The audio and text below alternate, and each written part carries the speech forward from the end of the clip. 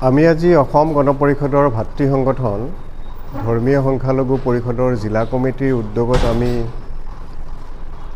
বাঙালজাৰ অঞ্চলত আমি এখন মিটিং অনুষ্ঠিত কৰিছোঁ আৰু এই মিটিং অনুষ্ঠিত আমি কেৱল বাঙালজাৰতে নহয় গোটেই অসমত আমি সংখ্যালঘু জনগণৰ মাজত অসম গণ পৰিষদৰ স্থিতি শক্তিশালী কৰিবৰ কাৰণে আৰু ইতিমধ্যে কেন্দ্ৰীয় কমিটিৰ প্ৰস্তাৱ মৰ্মে আমি ৰাজ্যিক ভিত্তিত আমি গুৱাহাটীত সংখ্যালঘু অভিৱৰ্তন আমি এটা অনুষ্ঠিত কৰিব বিচাৰিছোঁ আৰু সেই অভিৱৰ্তনখন সাকসেসফুল কৰিবৰ কাৰণে সাফল্যমণ্ডিত কৰিবৰ কাৰণে সামগ্ৰিকভাৱে গোটেই অসমত আমি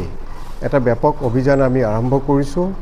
যাতে সংখ্যালঘু জনগণৰ মাজত আমি অসম গণ পৰিষদৰ প্ৰতি বিশ্বাস আৰু আস্থাৰ পৰিৱেশটো আমি ঘূৰাই আনি 2026ৰ নিৰ্বাচনত যাতে আমি সফল হ'ব পাৰোঁ সেই প্ৰচেষ্টাৰ অংশ হিচাপে আমি আজি জলেশ্বৰ সমষ্টিৰ বাবাৰীত আজি আমি এই মিটিংখন অনুষ্ঠিত কৰিছোঁ উচ্ছেদৰ যেটো আপোনাৰ স্বাভাৱিক যেটো প্ৰক্ৰিয়া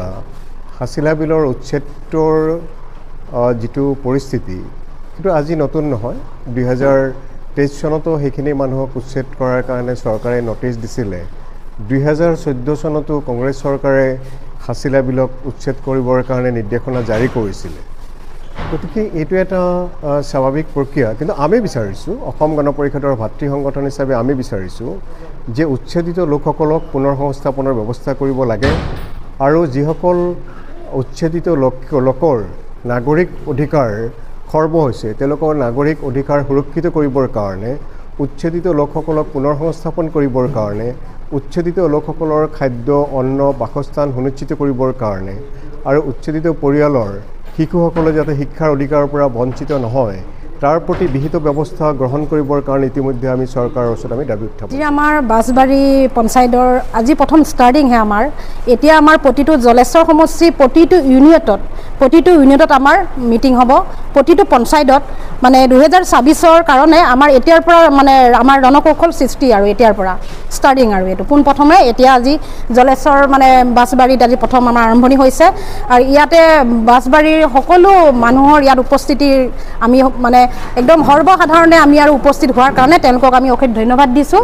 মানে আমাৰ দলৰ ফালৰ পৰা আমাৰ দলীয়ভাৱে আমাৰ মানে মুখ্যমন্ত্ৰী মহোদয়ক আমাৰ দলীয়ভাৱে আমাৰ যিখিনি আমাৰ উচ্ছেদিত ৰাইজৰ যিখিনি ভৰণ পোষণ ধৰক স্থায়ী সংস্থাপন যিখিনি দিব লাগে আমাৰ দলৰ ফালৰ পৰা আমাৰ অলৰেডি ইয়াত দৰখাস্ত আমাৰ দিয়া হৈছে আৰু যাতে যিখিনি উচ্ছেদিত ৰাইজৰ যিখিনি মানে বিলয় অৱস্থা হৈছে সেইখিনি যাতে পুনৰ ঘূৰি আহিব পাৰে সেইকাৰণে আমাৰ দলৰ প্ৰতি মানে দলে ৰক্ষা কৰি সেইখিনি মানে মুখ্যমন্ত্ৰীৰ ওচৰত আমি দাবী জনাইছোঁ আৰু আমি আশা ৰাখিছোঁ যাতে আমাৰ মানুহখিনিয়ে মানে সৎ সাহসেৰে সৎ কৰ্মৰে আগবাঢ়ি গৈ আছে গতিকে সেইধৰণে আমাৰ তেওঁলোকে স্থায়ী সংস্থাপন পাব লাগে যাতে তেওঁলোকৰ স্থায়ী ঘৰ দুৱাৰ আকৌ মানে হ'ব লাগে আৰু সেইটোৱে কথা